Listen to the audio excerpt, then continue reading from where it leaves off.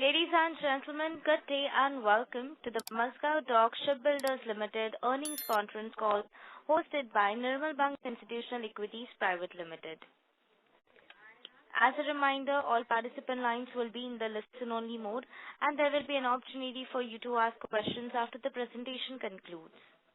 Should you need assistance during the conference call, please signal an operator by pressing star then 0 on your touchtone phone. Please note that this conference is being recorded. I now hand the conference over to Ms. Jyoti Gupta from Nirmal Bang Institutional Equities Private Limited. Thank you, and over to you, ma'am. Thank you, Rutuja. Good evening, everyone. On behalf of Nirmal Bang Institutional Equities, I welcome you to the Q4FY25 earnings conference call with the management of Mazagon Shipbuilders Limited. We have with us Captain Jagmohan, in Navy retired, Chairman and Managing Director, Shri Biju George, Director, Shipbuilding, Commander Vasudev Puranik, Indian Navy retired, Director of Corporate Planning and Personnel, Shri Ruchir Agarwal, Director of Finance, and Commodore Shailesh Balachandran Jangbaukar, Indian Navy retired, Director, Submarine and Heavy Engineering. Without further ado, I would now request Captain Jagmohan, sir, to start with his opening comments, after which we can open the floor for questions and answers. Thank you. Over to you, sir.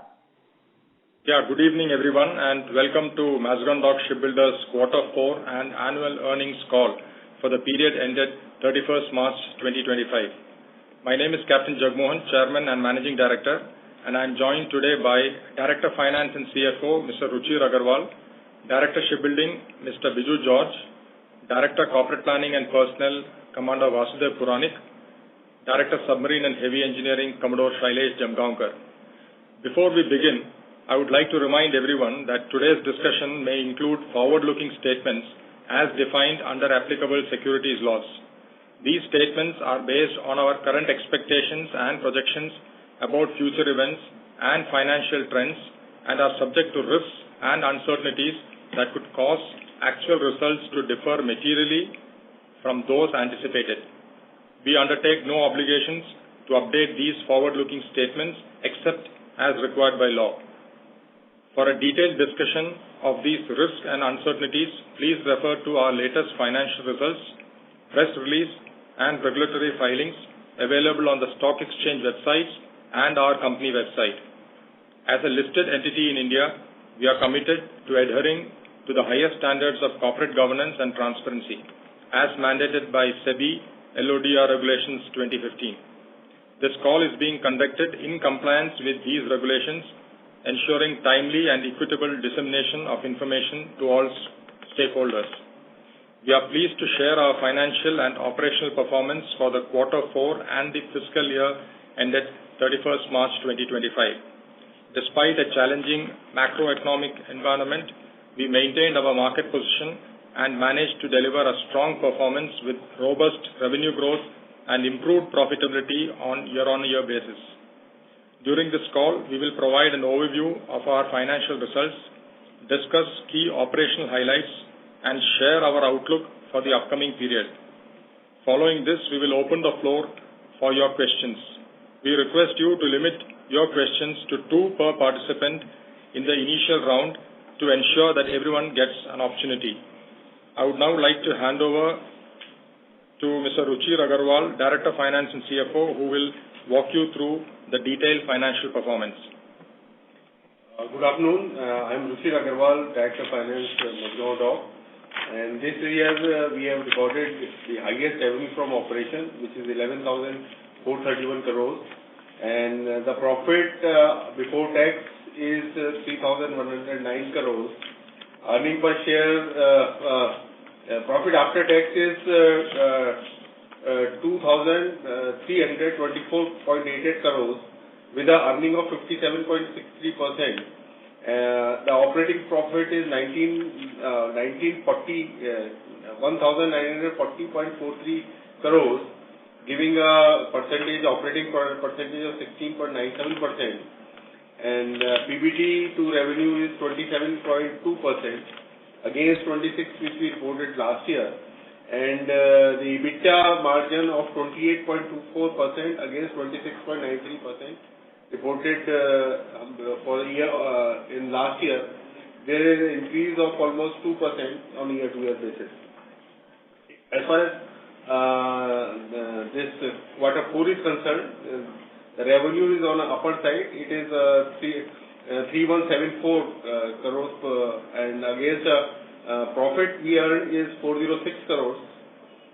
It is on consolidated basis and earning per share of 8.11. If we compare quarter to quarter, our EBITDA margin is 13.74 against 35.1 which we reported in December quarter. The primary reason for difference is the provision we made in our books for the two contracts. One is for supply of FPV to Coast Guard, and the other is the Denmark contract, where management is of the view that there are likelihood of incurring losses on those contracts. So we have made, as a prudent accounting policy, we have made the provision in our books, and this is in line with the accounting standard 37. And in the next year, on every quarter basis, we will be reviewing this liability, and based on our assessment, we will be charging it to profit and loss and reducing the provision what we have created in our books. Yeah, you may start now. Thank you very much. We will now begin the question and answer session. Anyone who wishes to ask a question may press star and 1 on the touchtone telephone. If you wish to remove yourself from the question queue, you may press star and 2. Participants are requested to please limit your questions to 2 per participant and you to use handsets while asking a question. Ladies and gentlemen, we will wait for a moment while the question queue assembles.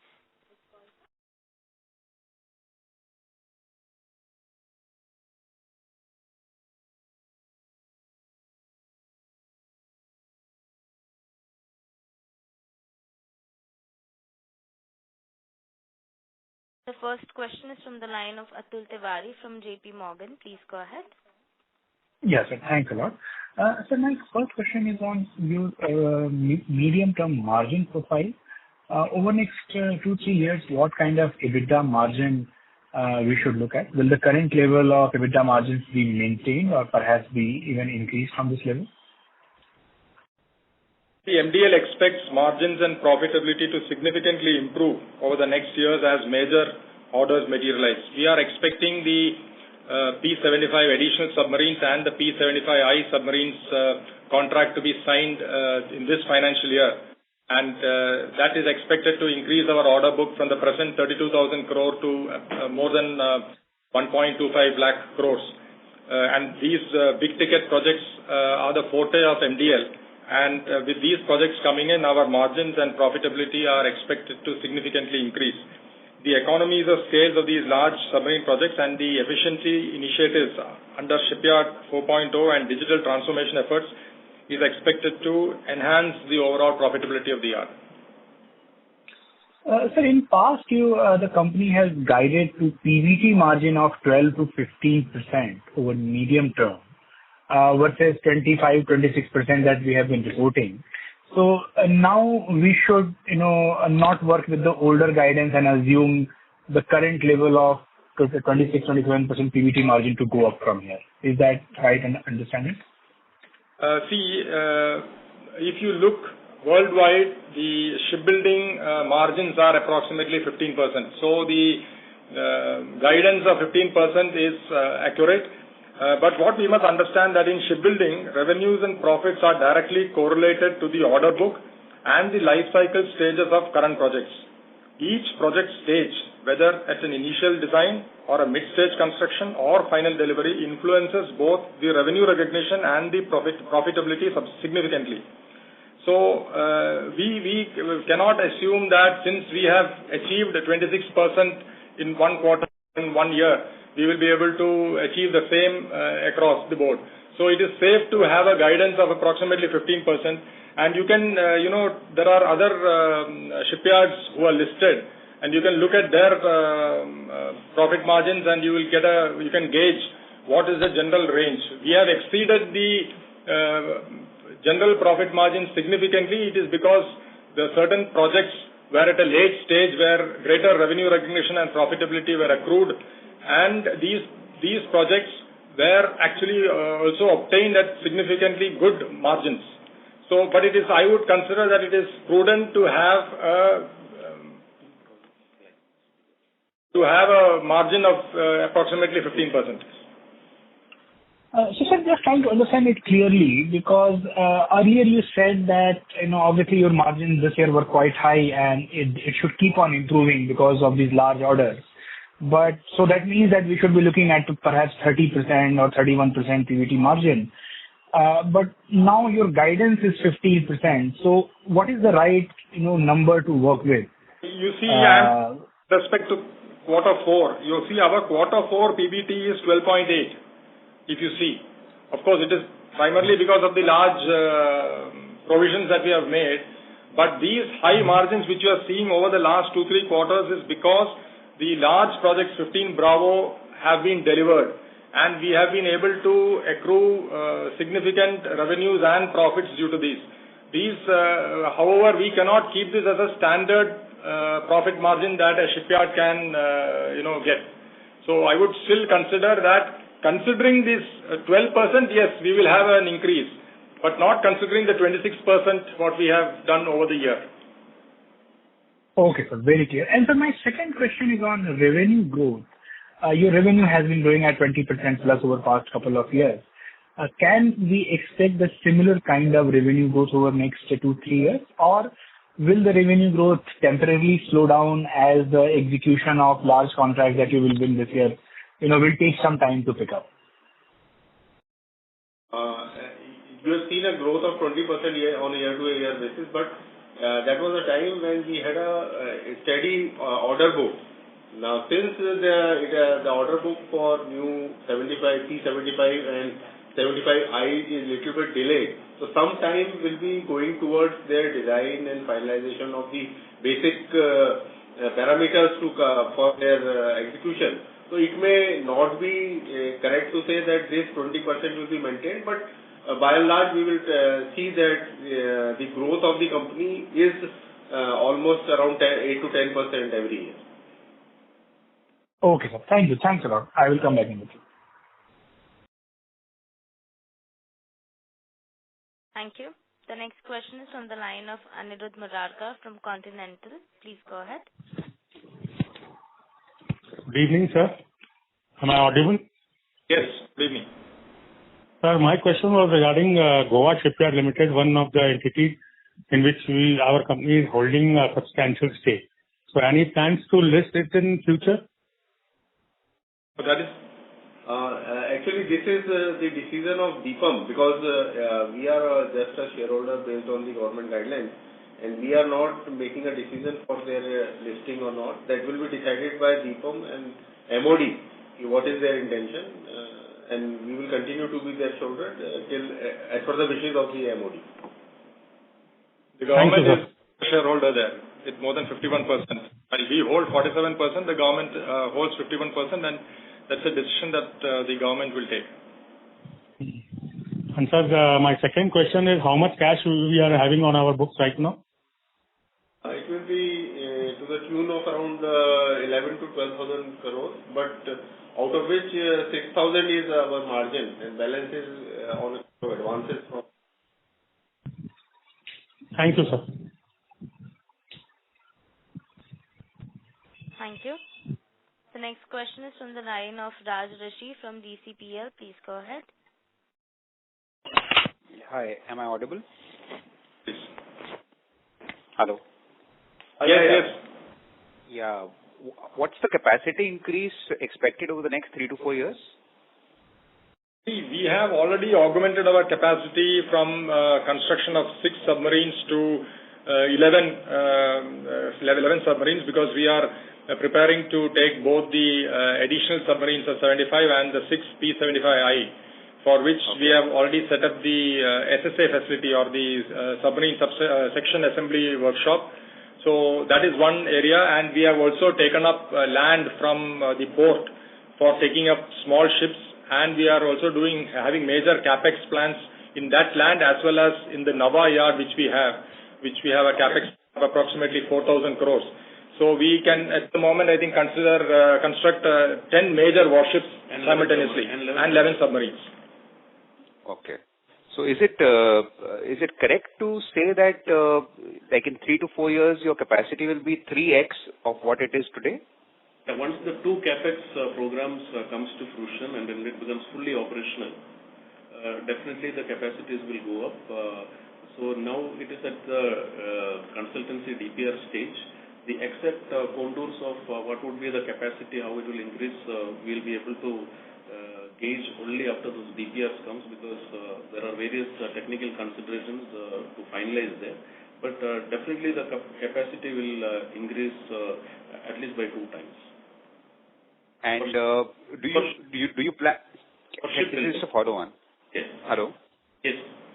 Yeah. Do you plan to take any debt for this capex? No, as of now, we are quite healthy and we do not expect, but it will be based on the economics of the proposal. We will see. Okay. And any plans for ship repair, sir?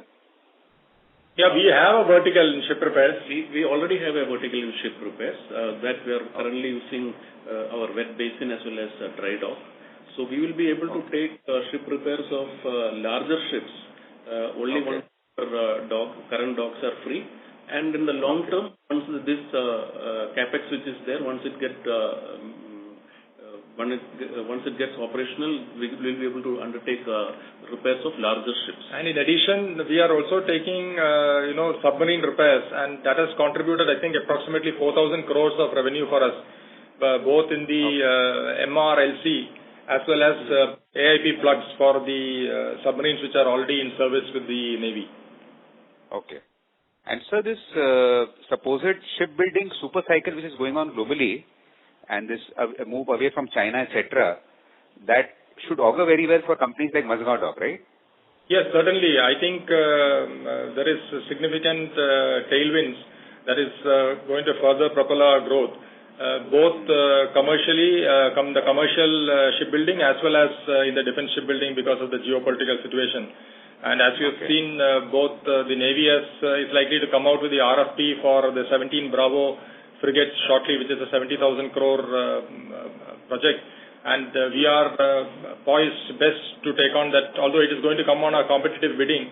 But MDL with its proven capability and infrastructure and having, demonstrated to have constructed and delivered these ships profitably, we are, best placed to actually win these contracts. In addition, the Navy is also coming with a 44,000 crore MCMV project. It's at AON stage. That's also likely, the RFP is also likely in a few months from now. So there is a lot of orders in the pipeline, both for the defense as well as for the commercial shipbuilding sector. Okay.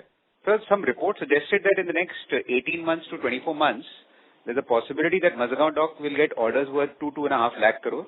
Any comments? Yes, is poised to get? It's like this. It depends upon whether we are able to sign the 75 Alpha, 75 AS and the 75I submarine contracts quickly. That adds up at least to 1 lakh crore. And if we win one of the shipbuilding contracts of, let's say, 17 Bravo and the MCMV contracts, we could at least theoretically reach those, order book levels.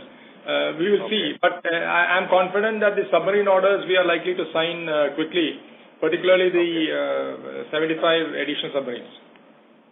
Do you expect it by September, sir? No, I expect that earlier because we have completed all the commercial negotiations with the Ministry of Defence and we are at virtually the contract signing stage. So maybe as early as next month, hopefully. Okay, sir. Thank you. Yeah. Thank you. The next question is from the line of Amit Kumar, an individual investor. Please go ahead. Thank you for the opportunity and congrats for the decent set of numbers.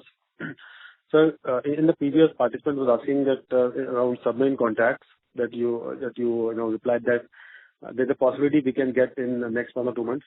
So what is the expected value of this contract, sir?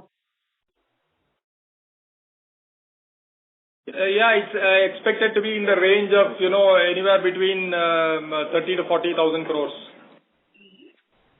Okay. And the first participant asked that a question about order book, and you replied that by the end of FY26, our order book could be 1.25 lakh crore. Have I heard right? Yes. Sir? That's provided we are able to sign the contracts for both the 75 additional submarines as well as the 75 India submarines project. Signing of the contracts for these two projects are crucial for us to achieve those order book figures. So are these nuclear submarines or normal submarines? No, conventional, not nuclear. Okay, this 75 conventional submarines, which we are expecting in the next 1 or 2 months, is 40,000 crore. Yes, approximately, yes. And there is another, you are saying 75 commercial submarines, and value. What is the value for that commercial submarines? Will that same amount? We are at actually a negotiation stages with the Ministry of Defence, so it would not be appropriate for me to give any. No issues. And given our huge order book, so could you please provide the revenue and EBITDA guidance for next maybe 3 or 4 financial years? As the Director of Finance just brought out, we expect revenue growth of anywhere between 8 to 10%, and our PBT margins we expect around 15%. But assuming a huge mammoth order book of around 1 lakh crore by end of FY, so I think this guidance appears to be very conservative, 8 to 10% top line growth. It appears to me. Actually, it takes time. If you see, it will be increasing by the time the finalization of design, placement of order comes into picture. But it will depend upon how fast we are getting the orders from the ministry, and how fast we are on the drawing board. So it will depend, and it is our estimation that it will be around 10 to 15% and will increase as we progress in the project. Okay, and I think I can see a very some provisions of 746 crore in this financial year. So could you please provide some more detailed insight, and is it one time, or whether it is going to come in next year also, or whether there is a probability of reversal of these provisions, because it has impacted our EBITDA margin substantially.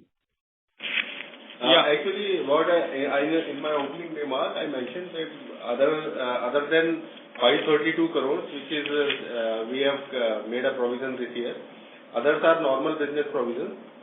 This 532 crores we are making as an estimate for a loss which we may incur in our 2 of the contracts. One is for Coast Guard 21 ships and 6 ships of Denmark. This is based on our estimate as on date, and we will be reviewing this estimate every quarter. And based on our further judgment, we will be either reversing these provisions, or there may be chances of increasing the provisions too if we find that the losses are increasing. But major part of our provision we have already brought in the books, and we will see how to mitigate this in time to come. And as we will progress, this will be transferred from provision to profit and loss account, and provision will come down accordingly. And could you please provide some insight what kind of this provision, like liquidated damages or some other losses? We bid for this contract in 2022-23, and the prices of the parts and components have increased significantly after those bids. Maybe because due to the global shipbuilding boom, number of equipment pricing has shot up from what was originally envisaged and factored into our costing. But we have not yet ordered the entire package, entire equipment. So as of now, for the equipment that has been ordered, there is a potential loss that has been provisioned, as DF has already mentioned. But the real picture will emerge as we complete the procurement, and the net impact can be computed at that stage that we will be doing in a quarterly manner and reporting.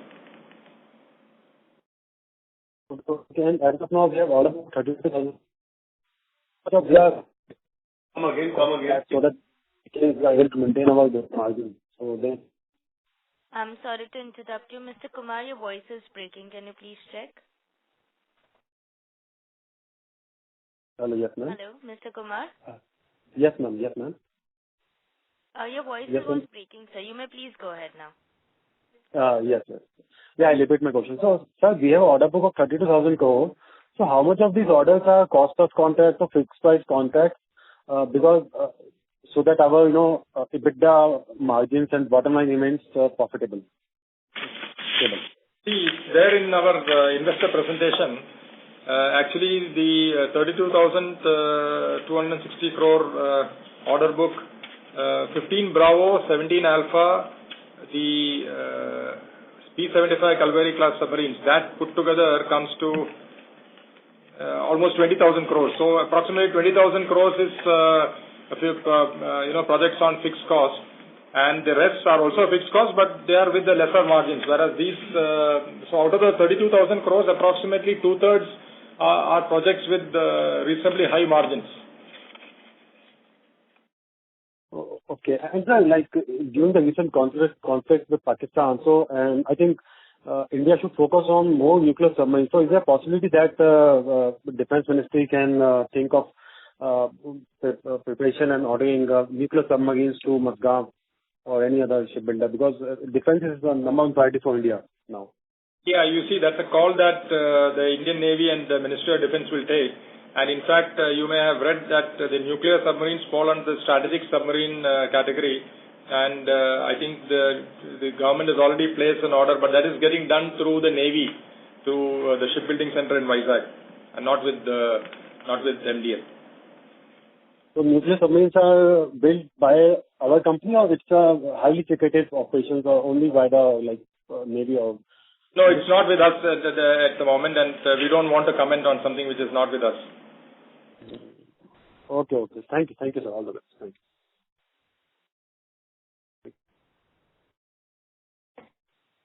Thank you. The next question is from the line of Dipen Vakil from Phillip Capital. Please go ahead. Hi, thank you for the opportunity. So I wanted one clarification regarding your subcontracting charges, which have increased exponentially as a percentage to sales in this quarter. So can you tell us as to what these subcontracting charges are and what can be the kind of trend that we could be looking at going ahead? So this is in contrast to what we call as actually the subcontracting is what we normally define as when within our premises a work is executed by another party. What we mean by outsourcing is when the work is executed in a remote location, not in our premises. So because we have around 27 ships to be built simultaneously, some of this work will have to be executed outside. Now, at the same time, we are unable to give the entire ship outside. So these blocks have to be transported. Transportation cost is also involved. So therefore, there is a increase compared to executing the work within our premises. Executing it outside is turns out to be costlier than executing it inside. So the simultaneous demand of or what we call as the asking rate of all this put together is demanding outsourcing, and that is why the cost is on the higher side. Got it, sir. So if my understanding is correct, so subcontracting includes subcontracting as well as outsourcing, right? Yes. Got it, sir. Yeah, that's correct. So one more thing you need to keep in mind is that, for the larger ships, let's say 15 Bravo and 17 Alpha, which are very, very high value projects, then it makes sense for us to use our manpower, which is a little more expensive than subcontract manpower. So whereas the smaller projects like the export project and the 21 ships that we are doing for Coast Guard ships, it is better to do a subcontract model. And that is why, since of course, like what Director Shipbuilding just said, that since we have 27 ships and another 3 large ships that are presently on order, we have resorted to little extensive subcontracting, and that's why the subcontracting costs are higher. Got it, sir. Got it. Thank you so much for answering my questions, and all the best for FY26. Thank you. Thank you. Next question is from the line of Deepak Krishnan from Kotak Institutional Equities. Please go ahead. Hi, sir. I hope I'm audible. I just wanted to check one thing on the next generation corvette order. Are we are we active on the order? Are we L2, or is that an order that we've sort of given a pass? The bids were open, and I think it's gone to GRSE and GSL and not to MDL. Sure, sir. That was my question, and thank you for the clarification. Thank you. The next question is from the line of Anirudh Murarka from Continental. Please go ahead. So I just wanted to ask regarding that subcontracting, which I think the earlier participant has already, the management has already answered. But my only thing is that in this subcontract, which we have made a very high expenditure, is that in future it is getting reversed, or it is a fixed expenditure? It's a fixed expenditure. It's a fixed expenditure. Okay. Thank you. Hello. Thank you. The next question is from the line of Sanjeev Zarbade from Antique Stock Broking. Please go ahead. Yes, sir. Am I audible? Yes. Yes, sir. Thanks for taking my question. Yeah, please speak a little louder. Yeah, my question was regarding the revenue booking. So if we are able to win the two large orders for submarine, FY27 may not have much of order book revenue booking, but could FY28 we might see up to 10% of revenue booking from these two orders? FY28 may be a little too distant away, but definitely for FY26 we can confidently say yes, we will be 10% more. No, sir. I am asking about the revenue contribution from the two large submarine orders. Okay, so what is the question? It will depend upon cost of production, and this will depend upon how fast we are getting orders and their execution taking place. Because first of all, after getting the orders, everything is only on the drawing board. There's a preparatory period. For freezing the design as well as for procurement. So the revenue recognition will come only after the start of production and as equipment goes on board. But you are right. If that is the question, FY28 definitely at least the P75 additional submarines revenue will start to kick in. Yes.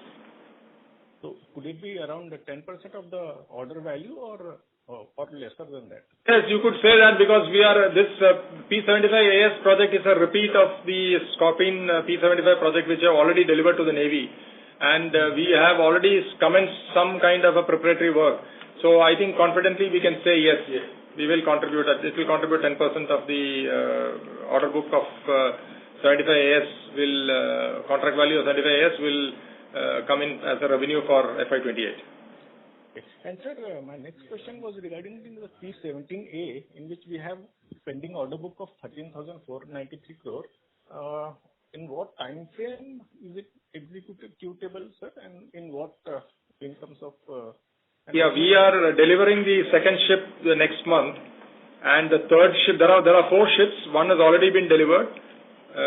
The second ship will be delivered next month.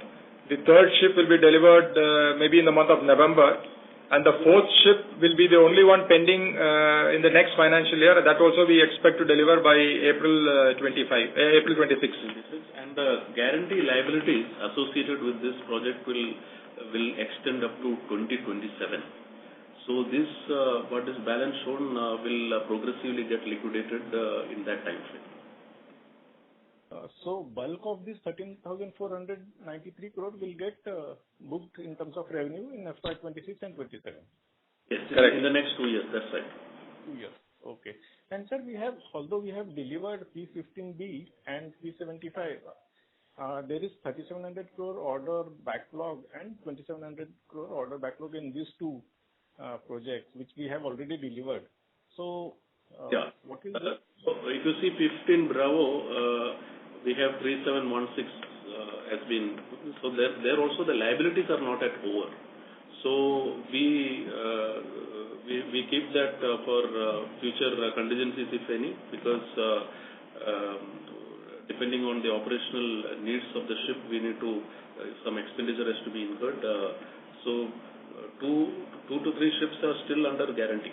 And in addition, we have to deliver the base and depot spares to the Navy. Yes. That's also a significant amount. But those also we expect a considerable amount to get this year and maybe the beginning of the first half of the next financial year. Sir, this 3,700 crore, it will get booked in 1 or 2 years, or these will... Which one? What can you repeat? This 3,700 crore... I'm sorry to interrupt you, Mr. Sanjay. We are sounding very low, sir. Can you speak a bit louder? Yeah. Sir, I wanted to know about the order pending in the two orders of Coast Guard and the Denmark order. How much is the outstanding value over there, sir? I think, see, that delivery, I think, is in 2029, if I'm not wrong, the last ship gets delivered. Yes. So, the revenue will be split up to FY 2029. Actually, FY 30. For the order value for the two orders that you mentioned, for which we have booked provisions, yeah, Coast Guard and the Denmark, what is the outstanding? That will be put together around 3,500 crores. Okay. And to be delivered over next 4 years, you are saying? To FY 30. 29, 30, yes. 30. Okay. Okay, sir. If I have more questions, I'll come back. Thank you. Okay. Thank you. The next question is from the line of Chinmay Gandre from Canada HSBC Life Insurance. Please go ahead. Yeah, thank you for taking the question. So most of the question has been answered. Just on the P75I, so what is the stage right now? Like we are discussing commercials, is what you mentioned. I just wanted to get check on that. See, our technical offer has been accepted by the Navy and MOD, and the commercial negotiations were just supposed to start when after that we have not heard yet. So we are in the early phases of the commercial negotiations for the project. Once the commercial negotiations conclude, then the contract will be signed. And regarding the Scorpion class submarine, I mean, more or less we thought that we should get it by last year itself. So, I mean, so just operational related delays or anything else should we read in that? I mean, it is finally the contract is signed with the Ministry of Defence and Government of India. So there are some procedural delays, perhaps. So it's not entirely in MDL's hands. So, but we expect that it will conclude shortly. Sure. And lastly, I mean, in terms of the deliveries you mentioned about the P-17A frigates, and these are pretty good margin orders, which you also kind of mentioned. So, I mean, then broadly, because we are going to deliver 3 of them, or rather 2 of them in the coming fiscal year, rather FY26 per se, I mean, then ideally the PBT margin should be much better than the 15% guidance which you are kind of alluding to. Yeah, we hope so. We would like to under-promise and over-deliver. So, but we would like to keep the guidance at 15%, which is considered to be good for a shipyard. But we are hopeful that we will do better. Okay, thank you. That's it from my side. Thank you. The next question is from the line of Atul Tiwari from JP Morgan. Please go ahead. Yes, so just one question on the contract structure. So for your fixed price contract, do you get some kind of raw material escalation over the life of the execution of contract? So we have to procure all the raw material. So the raw material costing is a part of the overall project cost, and the shipyard does the procurement. Yeah, but I mean, obviously these contracts can go on for 4 or 5 years, right? So do you procure everything at the beginning itself, or do you keep on procuring over 4 or 5 years? That is the question. Because we do the procurement and the negotiations with the supplier at the early stages, However, we ensure that the delivery is staggered so that the inventory is controlled and the costs are minimal to the shipyard. Oh, so you lock in all the raw material costs at the beginning itself in most cases? Yes. Okay. Okay, good. Thanks. Thank you. We'll take our next question from the line of Rahul Arvind Padarkar, an individual investor. Please go ahead. Hello. Thanks for the opportunity. I just wanted to ask, sir, about this delay in contract that we're considering. So are we also considered to add additional cost that would, we may incur so that we don't have to do any provisioning? And the second question is that I see that, the most of these orders are coming from either from MOD or Indian Navy. Are we also considering to go outside commercial and bid for, those shipbuilding efforts? Thank you. Yeah, first is we are making efforts to diversify, and towards that you will see that we have already got a significant amount of contracts from the offshore segment from ONGC. Our order book from ONGC is approximately 6,500 crores, and from commercial shipbuilding is the multi-purpose vessel which we have got from a European client, which is approximately 715 crores. So that is our attempts to diversify away from the single client of MOD. With regard to what was the first part of the question? It is not getting costed. Yeah. See, the present fully covers all known risks. Then? So no, if the signing of the contract gets delayed, we don't get any additional compensation for that. Okay. Thank you. Thank you. We'll take our next question from the line of Gagan Tareja from ASK Investment Managers. Please go ahead. Yeah, good evening. I hope I'm audible. Yeah, go ahead. Sir, the first question pertains to your other expenses and project-related expenses, which are also fairly elevated on a year-on-year basis. Can you elaborate on why that is the case? It is as probably it is not depending upon the project life cycle. Since around 27 ships are at the early stages of construction, the entire procurement of material would have happened. So although I don't have the exact figures with me, but it is quite likely because it is at some odd, it's also possible that some of the large orders of 17 Alpha, we must have procured the B&D spares or the base and depot spares, which comes to approximately 15% of the project cost. So that could be the reason for the increase in cost. Okay. And is it possible for you to, I'm referring to the order book details mentioned in your presentation. Is it possible for you to give us, broad delivery timelines of at least the large-sized orders within the order book which are outstanding, and also give an idea of broadly over what time can you fully invoice the current order book that you have? 15 Bravo, as we just discussed, we intend to finish this balance 3,700 crores by FY27-28. And the stealth frigates may be by 29.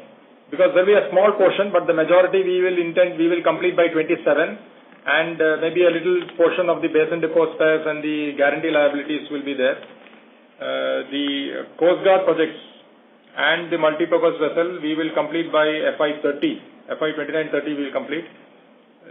The P75 Calvary's 2,400 crore we should be able to complete maybe by majority by FY26 and maybe first half of FY27. The MRLC we should be able to complete maybe FY27, mid of FY27. The ONGC projects also we expect to complete the majority of it by end of FY27. The AIP project will take some time because some of the deliverables from DRDO is expected to be little delayed, And anyhow, it's a 42-month contract. So that's it. Right. Well, no, I understand that deliveries, the timelines might extend into 28 and 29, but would it be a reasonable surmise that a large portion of the outstanding order book can be invoiced over the next 2 years? Some parts may extend beyond the next 2 years, but largely we book them. Out of the 32,000, maybe almost 24,000 crores next 2 years.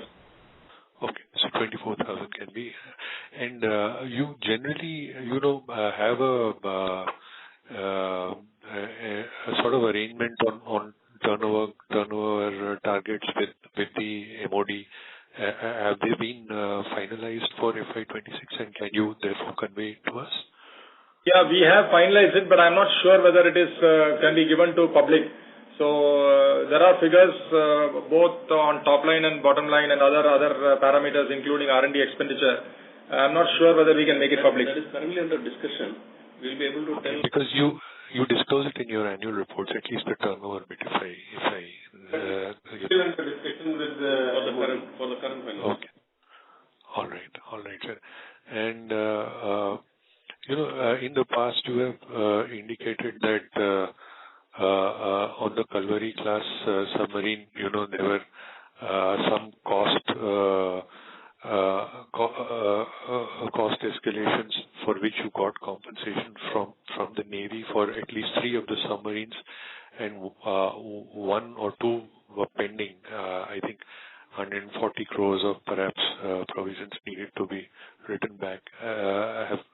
Is it still the case, and do you expect to book it in the coming 2 quarters? We have made provisions for liquidated damages for submarines, and I think we have got it has come back to us for I think four submarines. We expect that there's only the first boat that the LD has not been reversed, which we expect that this financial year we should be able to reverse it. But that of course is a decision that MOD will take. But we anticipate that we will be getting the liquidated damages reversed for at least 1 submarine this financial year. Was anything booked in Q4 from this or no? No, not for this. That were already cushioned in the last financial year or the year before that.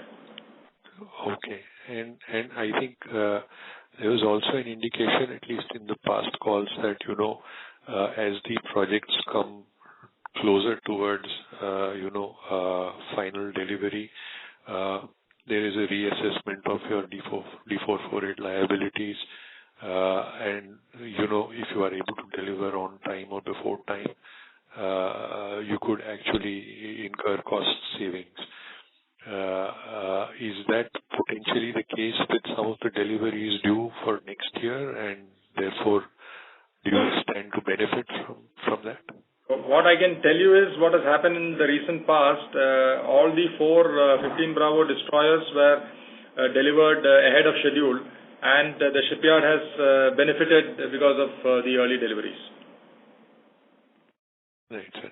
The final question from my side, the master ship repair agreement that you have with, I think, the U.S. Navy, since signing, I mean, do you foresee any commercial contribution starting from that in the near future, or is it still some distance away?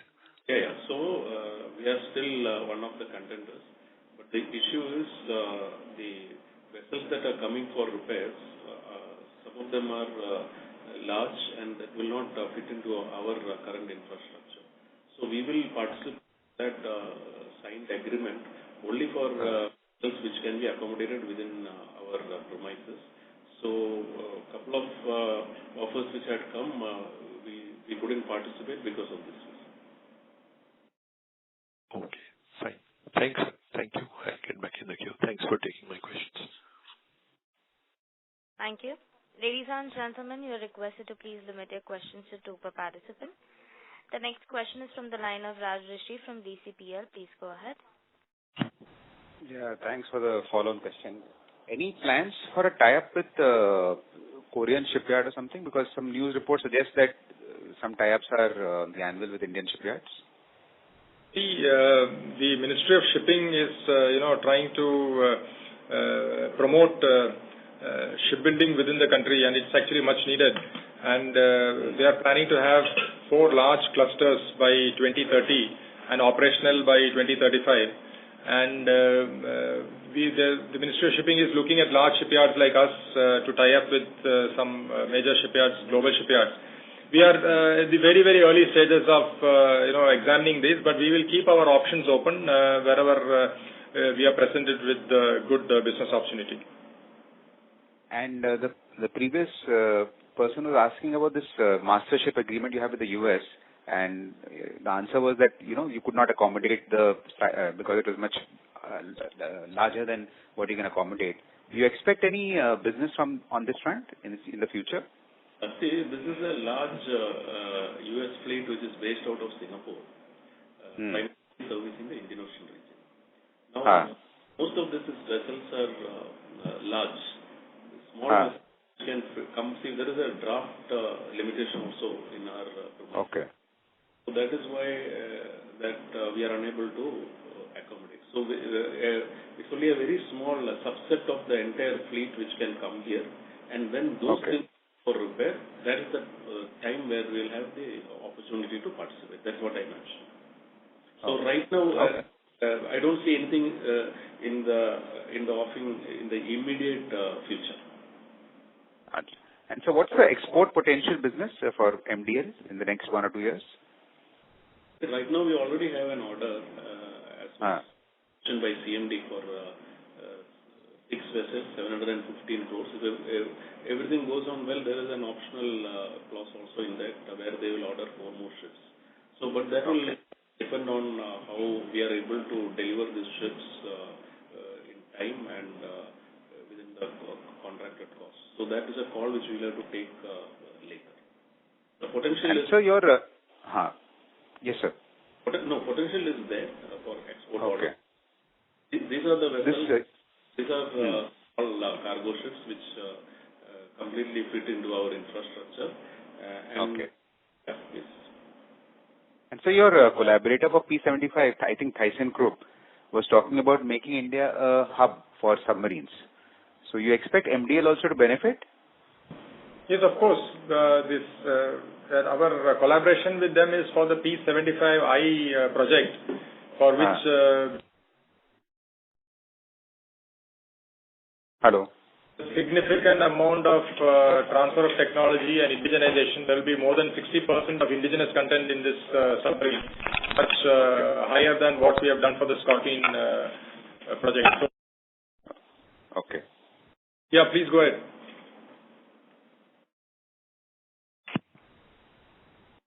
Mr. Rajshri, please go ahead with your question.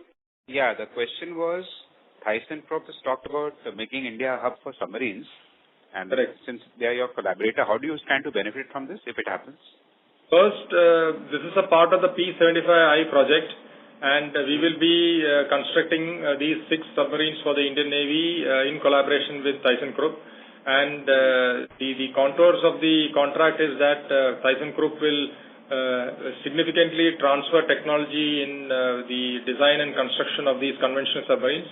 So the indigenous component will be high. So MDL will straight away have a benefit on these contracts. Notwithstanding that, once we gain, the know-how in the design and construction of these submarines, we will also benefit in both maintenance of these submarines which are in service in the navies all over the world, as well as ThyssenKrupp has said that when they get export orders, particularly in Asia and South America, they will look at constructing it in MDL for their global orders. Okay. So there will be a twofold benefit for MDL from this collaboration with TKMS. It sounds very significant, sir, this whatever you have said right now. Yes, it is. Okay.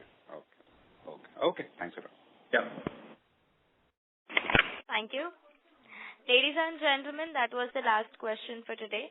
I would now like to hand the conference over to Ms. Jyoti Gupta for closing comments. Thank you. On behalf of Nirmal Bang Institutional Equities, I would like to thank the management of Mazdock Shipbuilders Limited for the call, and I also extend my gratitude to the participants for joining the call. Ritija, you may now close the call. Thank you, sirs. Thank you very much. Thank you. On behalf of Nirmal Bang Institutional Equities, that concludes this conference. Thank you for joining us, and you may now disconnect your lines.